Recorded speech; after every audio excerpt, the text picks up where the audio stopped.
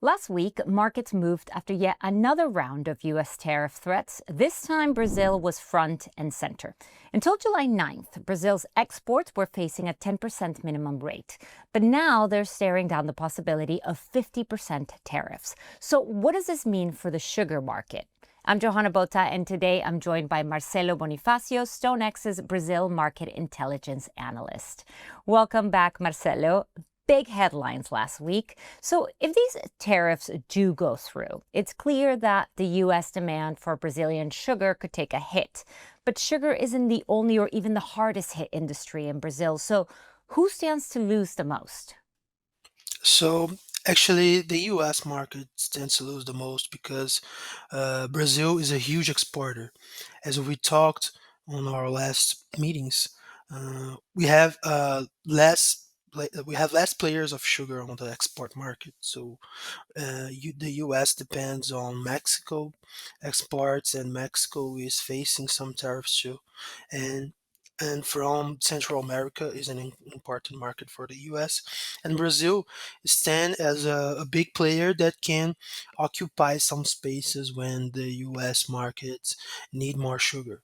So for now, Brazil will not be an alternative for the U.S. market that will depend on lesser players for their import market. I see. You've also mentioned in a previous report that the U.S. has no urgency for imports in the 2024-25 season. Why is that?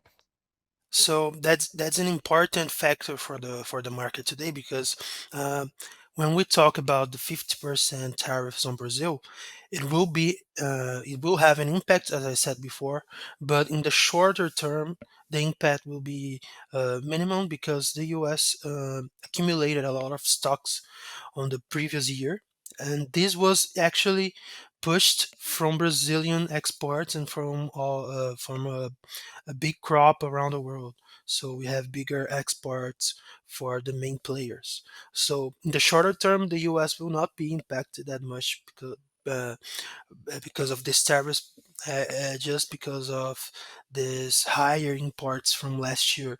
So the U.S. market will not uh, have these worries on the short term, but in the medium term, as I said, Brazil is an alternative for the U.S. importers.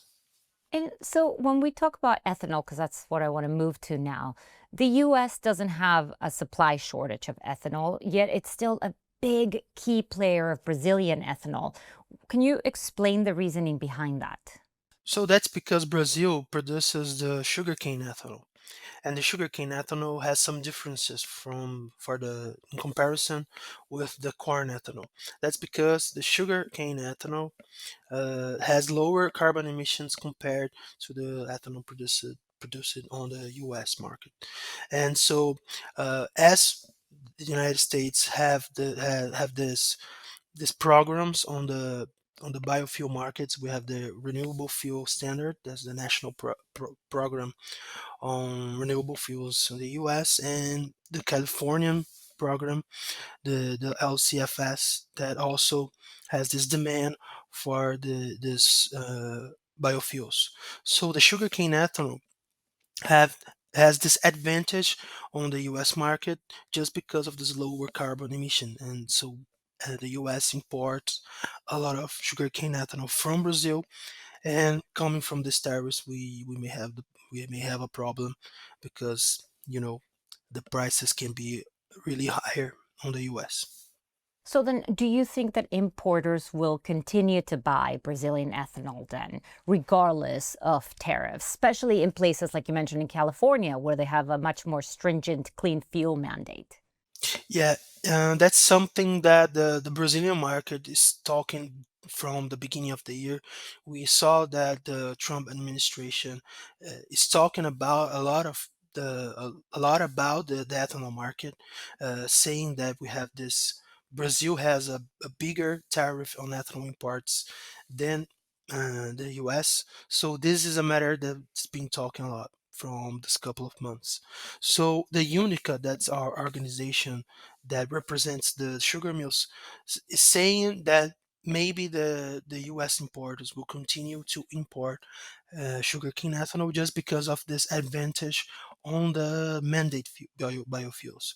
But talking about a 50% tariff, maybe that can be a problem because we are talking about a higher tariff compared to the 10% tariff that Trump was talking uh, earlier.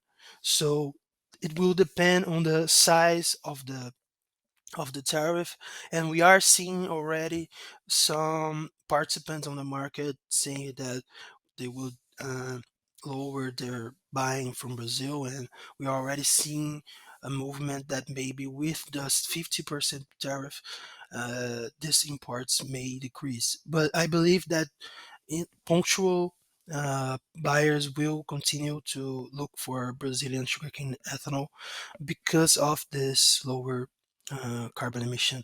But with the 50% tariff, this will be much harder. Well, that would be assuming that the 50% tariff even goes through. And as we've seen in the past, things change weekly. Well, thank you, Marcelo. And thank you for watching. For more financial content, don't forget to like and subscribe to our channel.